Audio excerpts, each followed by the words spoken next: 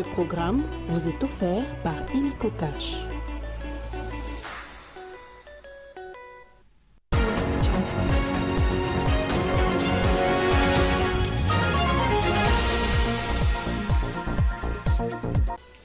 Guerre dans l'est de la RDC. Depuis lundi, les terroristes du M23 n'osent plus avancer sur la route nationale en direction de Butembo. Ils sont butés à un important bouclier de l'armée congolaise et des Wazalendo au village d'Alimbongo, rapportent des sources proches de la société civile. De l'autre côté, en Ituri, l'armée vient de réagir aux récentes tueries perpétrées par la milice Codeco. Dans une attaque musclée, les FARDC ont pu récupérer plusieurs villages autrefois occupés par cette milice. L'on signale également d'énormes pertes du côté de ces criminels. En Europe, en France précisément, à l'approche du second tour des législatives et après la victoire du Rassemblement national au premier tour, les partis se mettent déjà en ordre des batailles. Les désistements des candidats arrivés en troisième position au premier tour se multiplient pour éviter une triangulaire. Nouveau journal sur Télé 50, bienvenue à tous. Débutons avec les nouvelles du front militaire. Depuis hier lundi, les terroristes du M23 n'osent plus avancer sur la route nationale en direction de Butembo après avoir pris le contrôle de Kanyabayonga. D'après plusieurs sources sur place, ces rebelles sont butés à un important bouclier de l'armée congolaise et des Wazalendo au village d'Alimbongo. Les affrontements se poursuivent pendant ce temps. Nous y reviendrons avec force et détails dans nos prochaines éditions. Pendant ce temps, dans la province voisine de l'Ituri, les forces armées de la République démocratique du Congo ont mené une attaque musclée contre la milice Codeco avec un appui aérien dans le territoire de Djougou. Après les affrontements, l'armée loyaliste contrôle désormais les villages Sakoko, Lisei, Mayolo et Andissa, autrefois occupés par ces criminels. On signale également plusieurs pertes et des blessés dans le camp de Codeco. On écoute à ce propos le porte-parole de l'armée en Ituri, Jules Ngongo. Les forces armées ont lancé les opérations contre le groupe armé qui ont violé leur acte d'engagement de paix qui ont signé devant le VPM de la Défense. Vous allez se souvenir. Devant cette situation de violation grave de ces actes de paix qui ont mis à mal la sécurité de notre population, les forces armées ont eu l'engagement aujourd'hui de lancer ces opérations contre les Codeco d'une part et contre le Zaïre d'autre part. C'est-à-dire ceux-là qui n'ont pas pu respecter les actes d'engagement subiront la même châtiment de la République, subiront la même puissance de fait des forces armées de la République démocratique du Congo. Et donc nous encourageons ceux-là qui demeurent au processus de paix. Nous encourageons à l'instar la FPIC, la FRPI et d'autres factions des Codeco ou des Zaïre qui respectent leur acte d'engagement du côté de l'axe Mazé, Lita, Libi, Kobu et Bambou.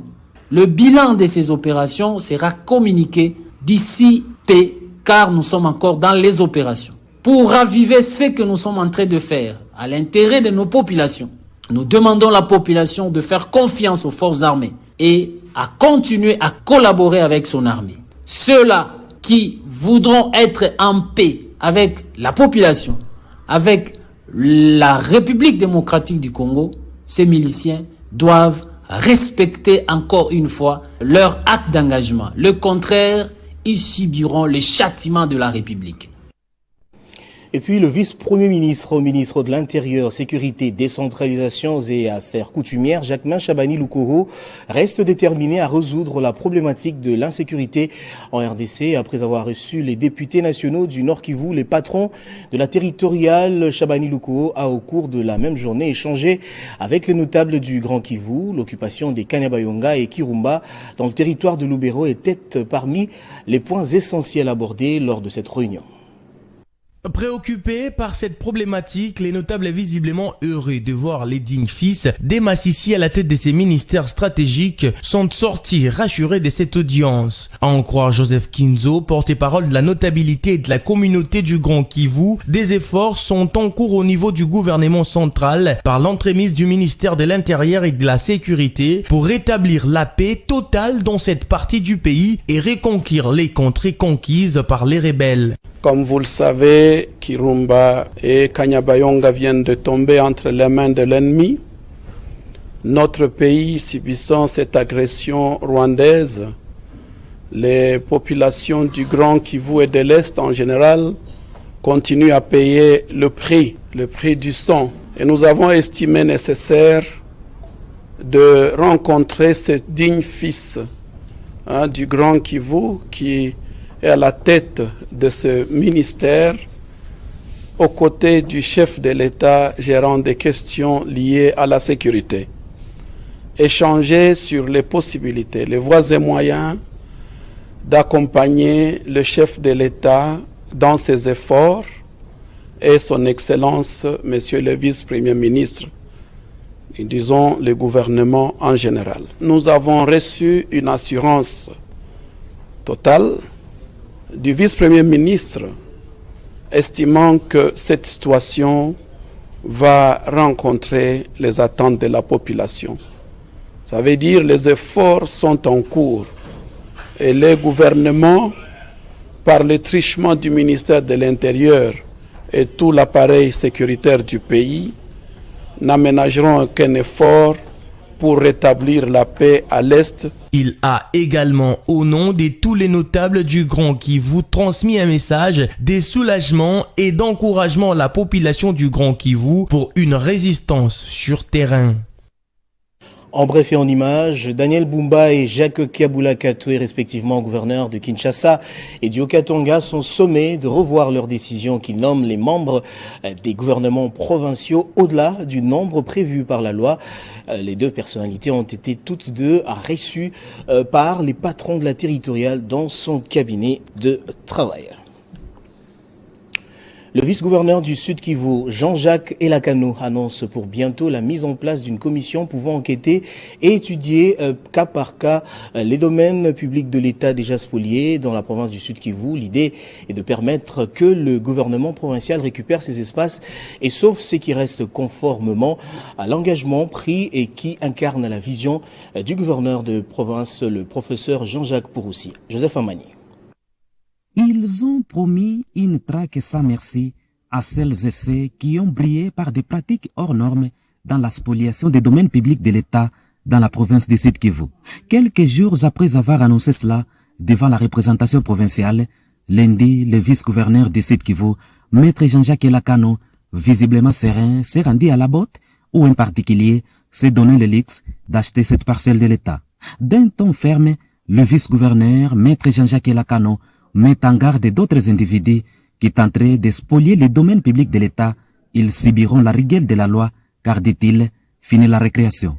Le gouverneur de province, le professeur Jean-Jacques Pouroussi Sadiki, mettra tout en œuvre pour sauver ce qui reste. Son Excellence, Monsieur le gouverneur de province, a promis d'auditer et de mettre en place une commission, laquelle commission va étudier la situation cas par cas. Je lance ainsi un message sévère, une mise en garde sévère aux spoliateurs. Quiconque osera, il nous racontera si son chemin. Chez nous, les genres de pratiques ne passeront pas. Nous demandons à notre peuple et à notre population de nous appuyer et d'appuyer son Excellence, Monsieur le gouverneur Jean-Jacques Pouroussi dans cette démarche. Et moi, comme son fils, je suis là pour exécuter. Et on a évoqué cette question lors de la réunion. Et voici, il y a des documents qui sont fabriqués. J'ai même demandé au premier président de la Cour d'appel de Bukavu, qui ne connaît rien de ça. Et nous sommes en train de prendre des mesures pour que celui qui a émis un tel document, qui paraît à nos yeux un document faux, qu'il soit arrêté. La spoliation des parcelles de l'État reste un problème majeur et qui parfois entrave le développement de cette ville et crée des conflits fonciers. Les duos de Jean-Jacques Pouroussi et Elakano sont plus que déterminés pour y mettre fin. Mais pour y arriver, une commission sera mise en place pour étudier cas par cas et l'administration foncière sera renforcée avec comme leitmotiv sanctionner les spoliataires et les agents corrompus. Et puis sachez que le nouveau bâtiment de l'inspection générale des finances construit sur fonds propres sera bientôt inauguré. Pour ce faire, une visite a été effectuée sur place par le chef de service Jules Alinguete dans le but de s'imprégner de l'évolution des travaux arrivés quasiment à terme.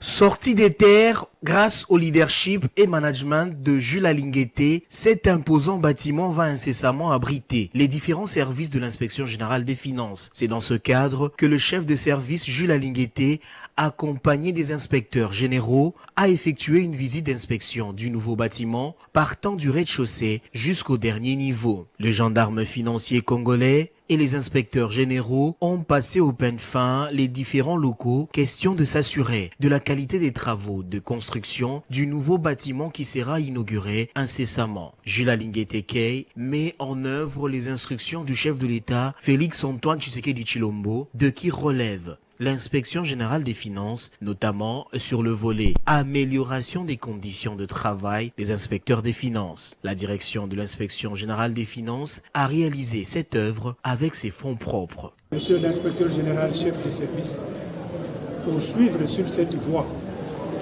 parce que notre pays a besoin de transformation.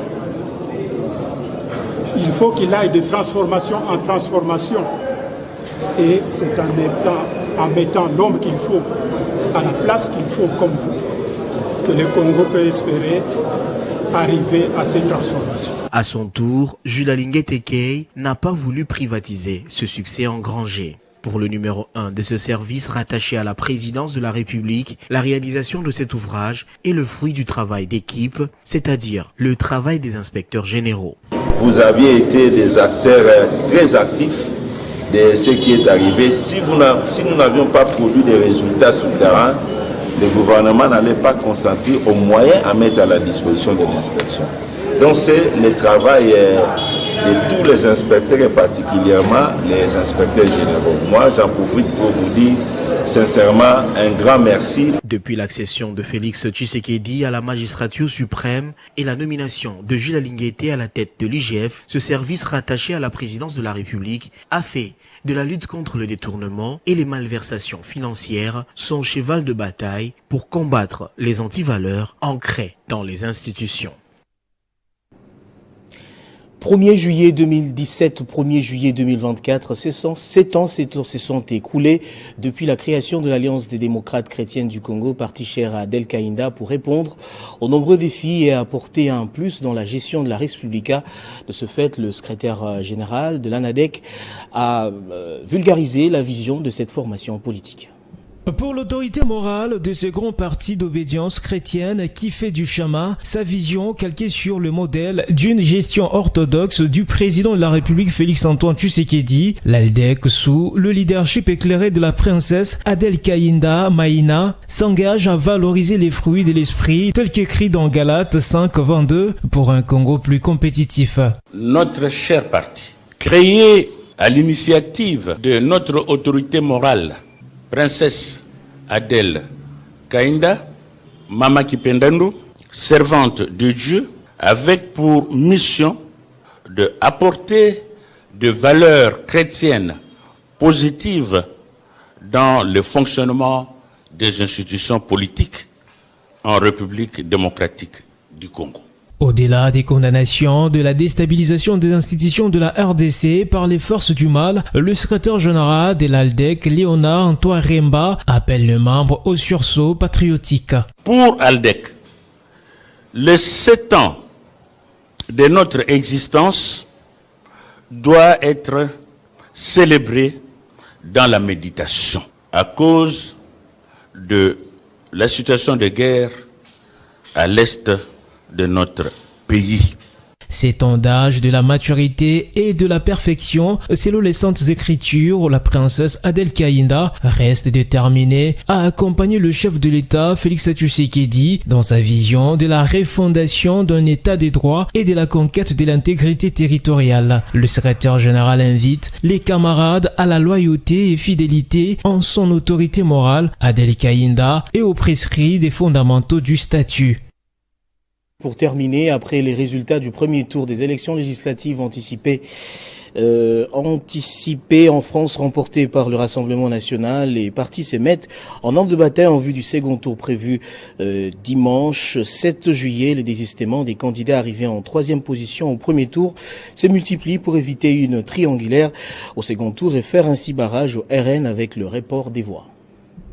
C'est depuis hier lundi que les désistements se multiplient à l'approche du second tour des législatives en France. Parmi les candidats qui désistent figure une majorité des représentants de l'Alliance des gauches Nouveau Front Populaire. Les médias français rapportent que le Nouveau Front Populaire a systématiquement retiré ses candidats qui arrivaient en troisième position à l'issue du premier tour. En clair, à quelques heures de la clôture des candidatures pour les seconds tours des législatives anticipées, c'est mardi 10 juillet à 18h, plusieurs sources affirment que près de 180 candidats arrivés sur la dernière marche du podium à l'issue du premier tour ont déjà renoncé. Après ces dizaines de désistements, la ligne de départ du deuxième tour des élections législatives sera connue ce mardi dans la soirée et devrait confirmer la constitution d'un front républicain contre les rassemblements nationaux. Notons que le deuxième tour pour ces législatives est prévu le dimanche 7 juillet prochain.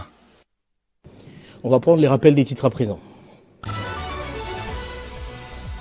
Guerre dans l'est de la RDC. Depuis ce lundi, les terroristes du M23 n'osent plus avancer sur la route nationale en direction de Butembo. Ils sont butés à un important bouclier de l'armée congolaise et des Wazalendo au village d'Alimbongo, rapportent les sources proches de la société civile. De l'autre côté, en Ituri, l'armée vient de réagir aux récentes tueries perpétrées par la milice Codeco. Dans une attaque musclée, les FARDC ont pu récupérer plusieurs villages autrefois occupés par cette milice. L'on signale également d'énormes pertes du côté de ces criminels. En France, à l'approche du second tour des législatives et après la victoire du Rassemblement national au premier tour, les partis se mettent déjà en ordre de bataille. Les désistements des candidats arrivés en troisième position au premier tour se multiplient pour éviter une triangulaire. Place à présent à la revue de presse.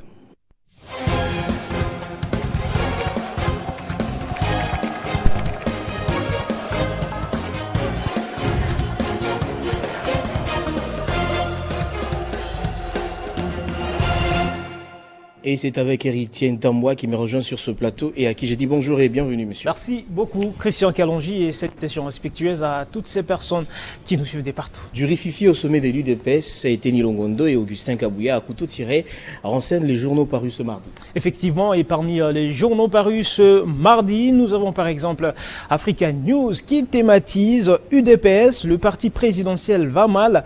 Eteni le fait savoir dans un brûlot à Kabouya, dans une correspondance adressée au secrétaire général du parti au pouvoir. L'ancien ministre de la Santé épingle une série de problèmes qui minent l'information politique d'Étienne Tshisekedi. Africa News renseigne que ces problèmes à la base des inquiétudes dont les chefs de plusieurs membres du parti politique ont été repartis en 7 points et détaillés à l'attention de Kabouya dans cette missive de Longondo. D'un média à un autre, Christian Kalonji, Média Congo, titre de son côté, vous allez justement le voir derrière moi, UDPS Tshisekedi et Eteni Longondo appellent à la tenue du congrès pour préparer 2028. Ces sites d'information notent que le message de ces cadres du parti présidentiel à sa hiérarchie fait l'objet des commentaires de tous bords. Une première pour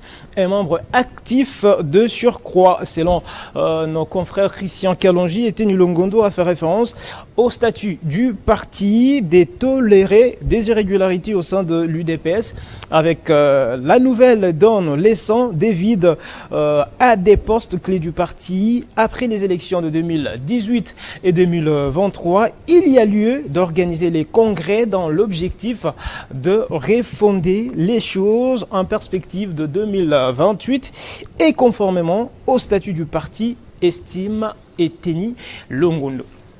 Et puis deuxième sujet, et puis les derniers d'ailleurs, présidentiel en Mauritanie, Mohamed Ghazouani, réélu pour un deuxième mandat.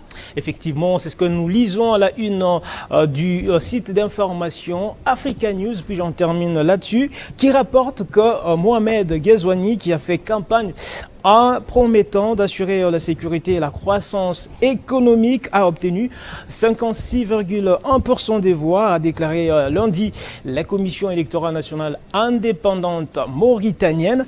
Son principal rival, Biram Day Abeid, un militant anti-esclavagiste, ça y est, a obtenu 22,1% des voix. Christian, ce média nous apprend que la Cour constitutionnelle du pays va maintenant examiner le nombre des voix et annoncer les résultats définitifs sans que l'on sache exactement quand cela se produira. Par ailleurs, France 24 pointe pour sa part en Mauritanie, Biram Day Abeid conteste les résultats de la présidentielle. Le rédacteur de cet article de presse estime que la récente élection présidentielle en Mauritanie, tenue le 29 juin 2024, a mis en lumière des tensions croissantes entre le président sortant Mohamed Ould Ghazouani et son principal opposant Biram Day Abeid. Celui-ci renseigne le tabloïd, a rejeté le résultat officiel et a engagé ses partisans dans un comptage parallèle des voix qu'il prévoit de rendre public dans les prochaines 24 heures. Voilà qui m'a fait notre revue de presse de ce mardi. Christian Kalonji. Je vous remercie, monsieur Héritier Ntamboua, de votre présentation. Je vous en prie, Christian Kalonji Kaloubi. Voilà qui boucle complètement ce journal, madame, messieurs. Je vous remercie de l'avoir suivi de partout dans le monde grâce à Télé 50.